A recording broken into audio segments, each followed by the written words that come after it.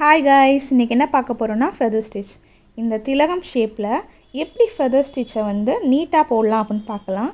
நான் ஒரு first half வந்து போட்டு வச்சுருக்கேன். எவ்வளோ நீட்டாக போட்டிருக்கேன்னு பாருங்கள். நான் எப்படி இந்த திலகம் ஷேப் வரைஞ்சிருக்கேன்னு பாருங்கள்.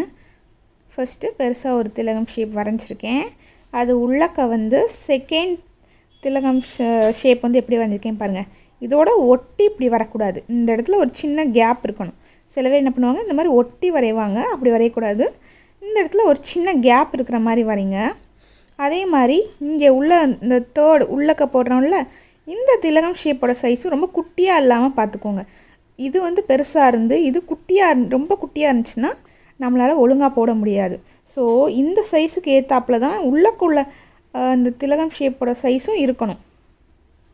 ஃபர்ஸ்ட் நான் சில்க் த்ரெட்டை டபுள் ஸ்டாண்டாக எடுத்திருக்கேன் பாருங்கள்.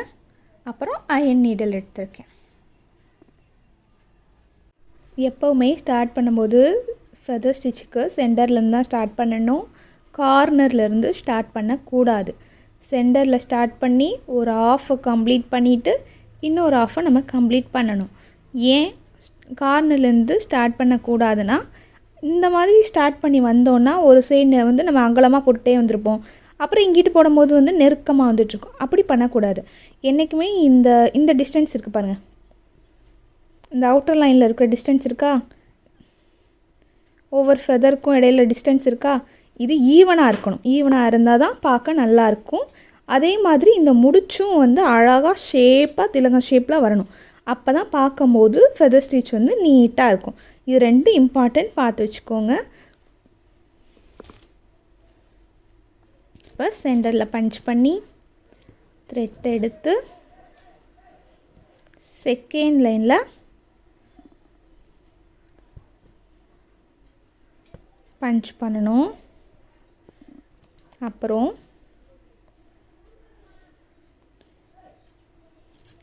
தேர்ட் லைனில் பஞ்ச் பண்ணி நீடியில் ரிவர்ஸில் திருப்பணும். கீழ் நோக்கி நீடியில் கீழ் நோக்கி திருப்பி கீழ் நோக்கி இழுத்துட்டு வரணும். த்ரெட்டை இழுத்துட்டு வந்து ஃபஸ்ட் லைனில் பஞ்ச் பண்ணணும். இப்போ அது பக்கத்தில் குட்டி லாக் ஸ்டிச். மறுபடியும் த்ரெட்டை செகண்ட் லைனில் பஞ்ச் பண்ணி அந்த கோட்டு மேலே தான் பஞ்ச் பண்ணணும். அப்போ தான் அந்த முடிச்சு வந்து நீட்டாக ஷேப்பாக விழுகும். தேர்ட் லைனில் பஞ்ச் பண்ணி நீடியில் ரிவர்ஸில் திருப்பி கீழ் நோக்கி இழுத்துட்டு வரணும்.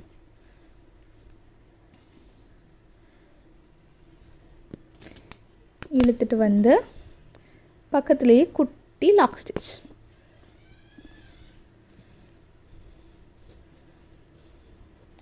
மறுபடியும்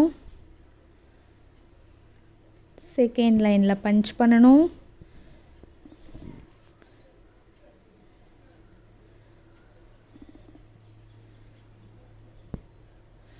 தேர்ட் லைனில் பஞ்ச் பண்ணணும்.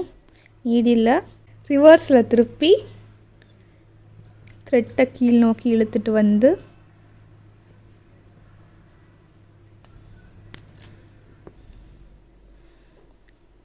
பஞ்ச் பண்ணி த்ரெட் எடுத்து ஒரு குட்டி லாக் ஸ்டிச்.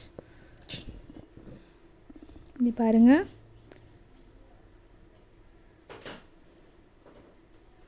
செகண்ட் லைனில் பஞ்ச் பண்ணணும்.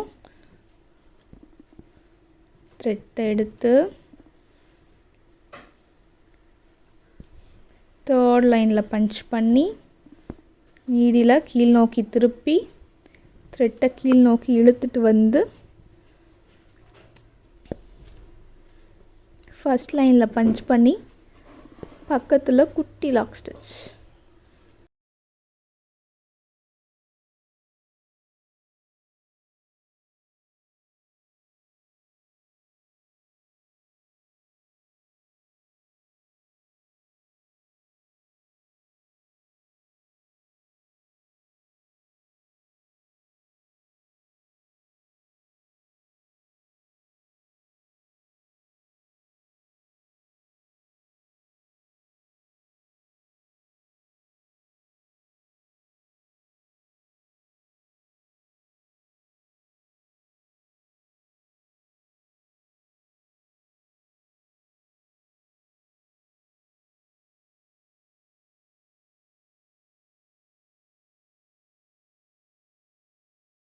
முடியும் போது இந்த மாதிரி நெருக்கமாக தான் வரும்.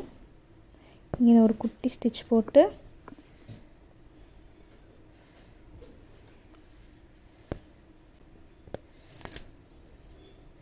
இழுத்துட்டு வந்து இப்படி முடிக்கணும். இப்போது என் நாட் போட்டுக்கலாம். இப்போ என் நாட் போட்டுக்கலாம்.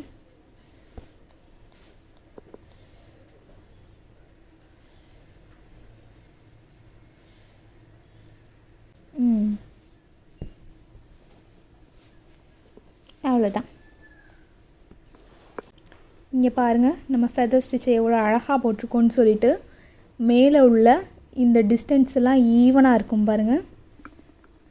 ஃபெதர் ஸ்டிச் நம்ம போடும்போது என்னென்ன கவனிக்கணும் அப்படின்னா, எப்போவுமே ஸ்டார்ட் பண்ணும்போது சென்டர்லேருந்து ஸ்டார்ட் பண்ணி ஒரு ஆஃப் முடிச்சுட்டு அதுக்கப்புறம் தான் இன்னொரு ஆஃப் முடிக்கணும். எப்போவும் கார்னர்லேருந்து ஸ்டார்ட் பண்ணி வரக்கூடாது, சென்டர்லேருந்து தான் ஸ்டார்ட் பண்ணணும். அதுக்கப்புறம் இந்த டிஸ்டன்ஸ் இருக்குது பார்த்தீங்களா, இந்த டிஸ்டன்ஸ் எல்லாம் ஈக்குவலாக இருக்கான்னு பார்த்துக்கணும். இந்த டிஸ்டன்ஸ் எல்லாம் ஈவனாக இருக்கான்னு பார்த்துக்கணும். இந்த முடிச்சு வந்து அழகாக திலகம் ஷேப்பாக விழுந்திருக்கான்னு பார்த்துக்கணும்.